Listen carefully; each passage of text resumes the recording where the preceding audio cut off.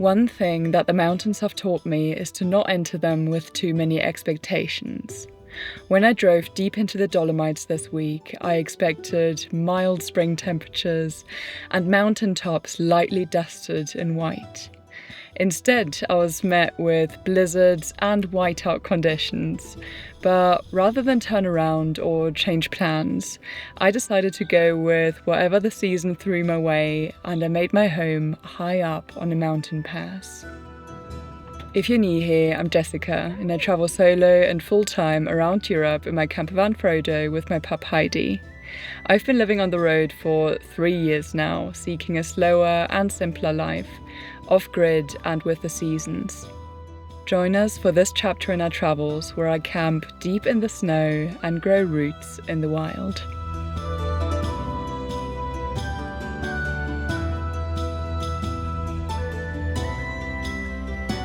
Hello friends, I have finally made it to the Dolomites. It's a place that I've always wanted to visit, but in the past something somehow always got in the way, so I'm really happy to be here. However, I've come to realise that wild camping in a camper van is really restricted here. I guess there's a lot of tourism, so it's fair enough really, but it means that most free camping spots are at higher altitudes, higher in the mountains. I'm at 1700 meters right now. I just arrived at the spot and it's snowing so much. I did not expect so much snow here in May. I kind of expected to see snow, you know, on the mountain peaks, but not all around me. So maybe that was a bit naive, but I'm gonna make the most of it because I love snow. When I was in Scotland in December, I only got a tiny bit of snow. So I feel like I'm now finally getting the snow that I was hoping for in winter. It's super nice. Anyway, it's snowing for another couple of days before it starts warming up quite considerably, so I just want to make the most of it and stay here in the mountains while it looks like an absolute fairy tale. And I just really hope that I have enough firewood at the back of the van to keep us warm at night.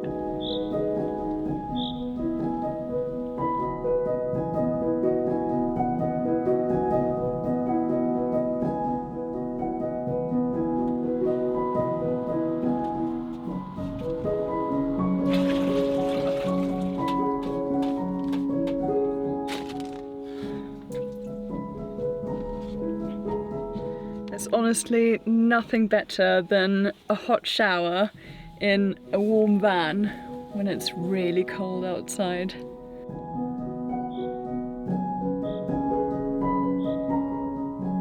So when it's as cold as it is right now, I believe the daytime high is 3 degrees Celsius and the nighttime low is like -6, -7. There's a few things that I do to make sure I stay comfortable and the temperature inside the van doesn't drop too low.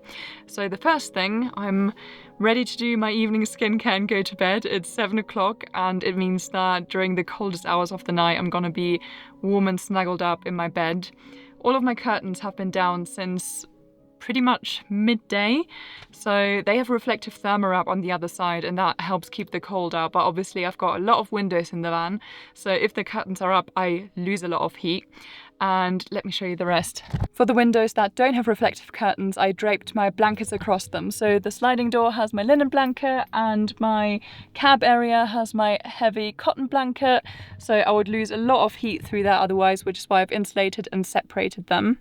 I've also got a fire going. It's been way too warm in the van actually. It's like 25 degrees in here. I'm really warm, especially with my layers. But I found that the more I heat up the van in the evening, especially with my heat saving measures, the warmer it will be in the morning. So it will probably still be like 5 to 7 degrees in the morning and I can just shuffle over to the wood burner in my duvet, restart the fire and snuggle back in until it's warm again in the van once more. And I also brought my sleeping bag, my camping sleeping bag inside the van. I camped within the Welsh mountains a few weeks ago and it was like 3 degrees above freezing at night and I was way too warm with the sleeping bag closed because it's a 3-season one. So hopefully that's a good backup. I've got layers and yeah, should be fine. Hopefully I won't get too snowed in. But I've also got winter tyres. Well, they're not proper winter tyres, they're all season tyres, but legally they count as winter tyres. So if I drive carefully, I should be fine driving down the mountain in an emergency if I run out of firewood or anything, but hopefully I won't have to.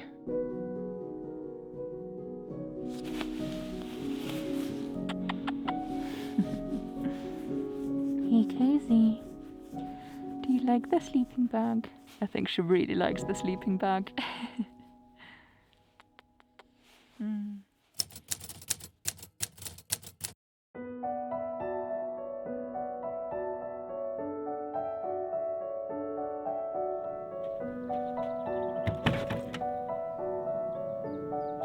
Oh, the snow. God.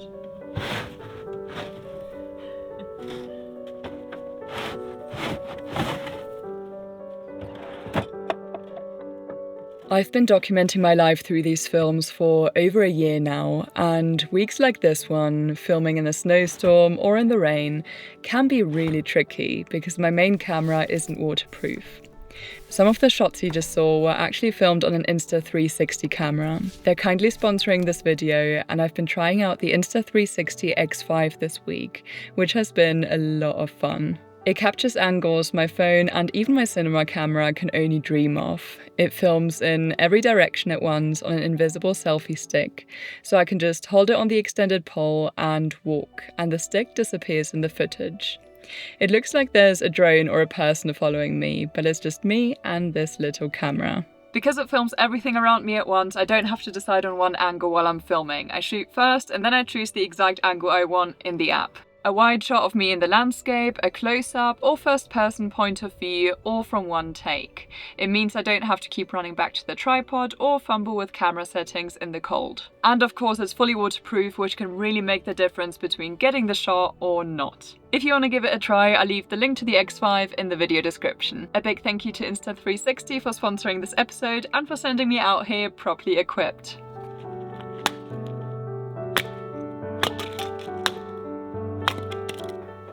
Alright, let's get a fire going and then make coffee.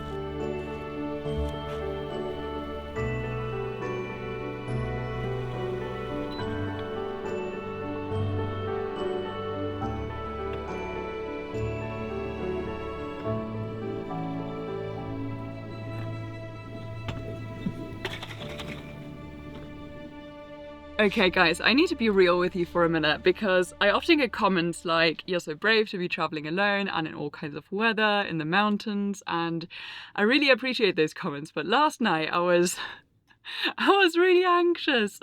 I got really hung up on avalanches because I'm parked next to a slope next to a mountain. I was like, oh shit, was that a bad idea? Am I gonna be hit by an avalanche and die? And I started Googling it, and I was hearing this rumbling in the distance. And then realised it was actually just planes flying overhead, and I was looking at that flight radar website. Every time it started rumbling, I opened the website to make sure it was a plane and not an avalanche, and yeah, I was like Googling my location and avalanche risk, and it's very unlikely when you're at a trailhead surrounded by trees and forest. But I got really hung up on it. I went to bed at like 8:30 and didn't sleep until like 11. But yeah, that's just the way it goes. When you do something for the first time, that potentially comes with risks when you don't do it properly and don't take the right precautions. It is very scary, but I woke up okay this morning. I was actually a little bit too warm overnight. I had to kind of pull down my sleeping bag, but yeah, feeling really good this morning. I would have liked a bit more sleep ideally, but I've got a fire going, I've got a coffee. What more could a girl want?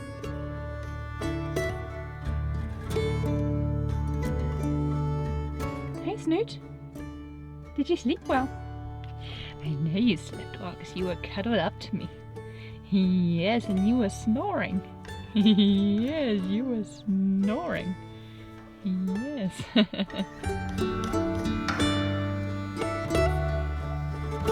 been wanting to go on a walk, but let me show you the state of the trailhead. Completely snowed in and quite slippery. I do have winter hiking boots, but I don't think they're gonna withstand this. And the entire thing is just really snowed in. So I think I'm gonna have to drive back into town because I'm also starting to run a bit low on firewood and it's snowing even more now. And I'm gonna try and find an outdoor shop and get some proper gear, some snowshoes or at least some micro spikes and poles so I can keep my balance a bit better in this thick snow.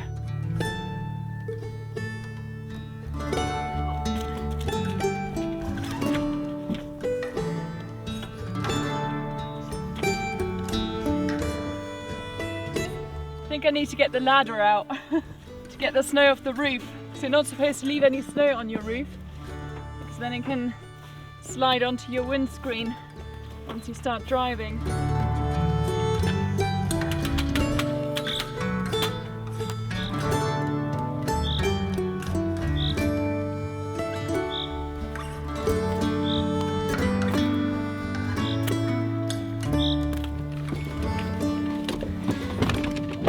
Okay, please start.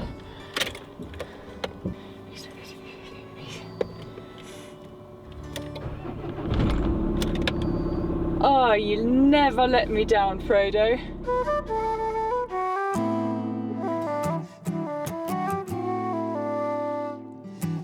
So yesterday I was in town and I managed to get my micro spikes and firewood. Ended up sleeping in town to get some laptop work done because I didn't have good signal on the mountain.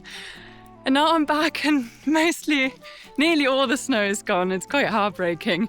There's still a little bit, so I'm hoping that once I walk back up into the mountains, there's gonna be more.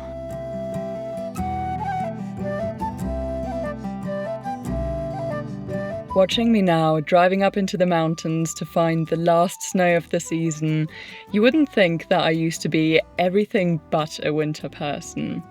I think living in the UK for a long time, where winters are grey, windy and rainy, I fell out of love with the season.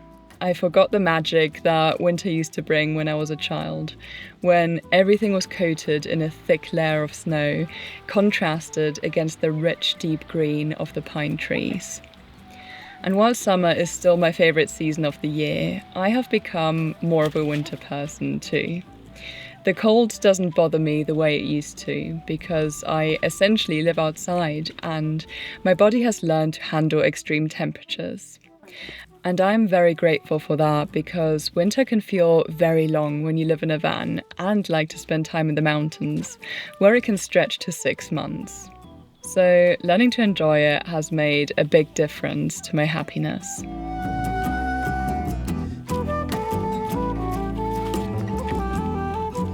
I actually didn't end up needing my micro spikes in the end because the trail was a lot more muddy than it was snowy, which made it easier in some ways and harder in others. But eventually we made it all the way to the top.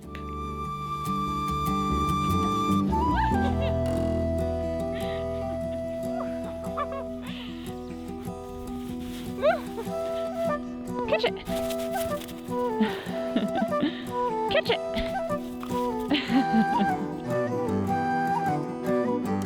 We're at the summit now and heading back to the van. I'm not usually this tired after 8k, but the trail was a little bit more challenging with all the mud and it was very up and down. But I also feel that the trails that are a little bit more challenging and even frustrating at times, they're some of the most rewarding. I do enjoy it when a trail is difficult sometimes. I feel a lot more accomplished afterwards, so that's nice.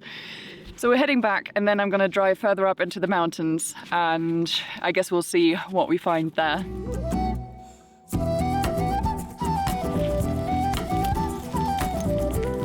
Are you tired after a long hike? Was it a long hike, yes? 13 kilometers and 500 meters elevation change. You did so well.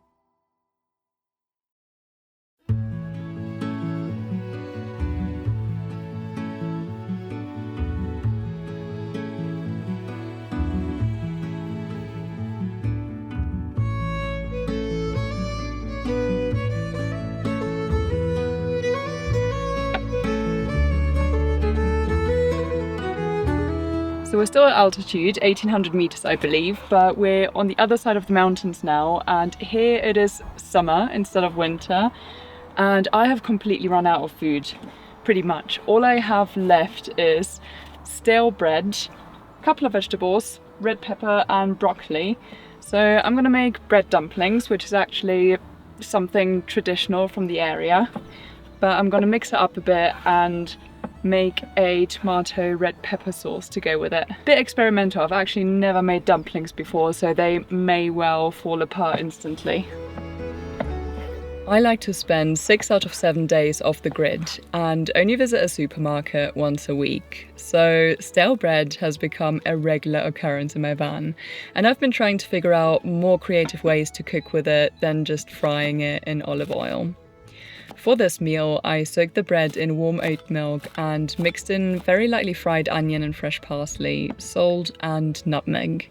Traditionally, one would use flour and eggs to bind the dumplings together, but I was also out of eggs, so instead I used ground flaxseed. And I also roasted a red pepper I'd left over in my tiny oven.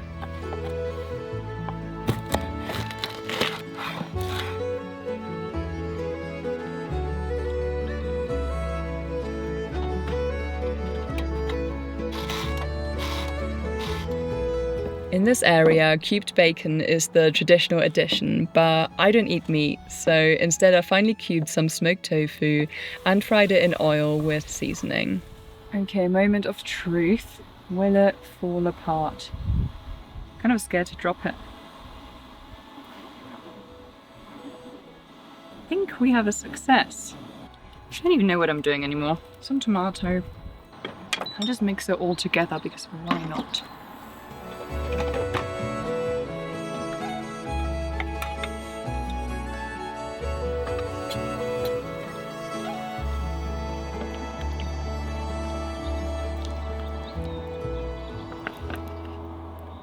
I don't know what I just made. It's kind of a weird Mediterranean-inspired tomato stew with stale bread dumplings and tofu, but it's very tasty.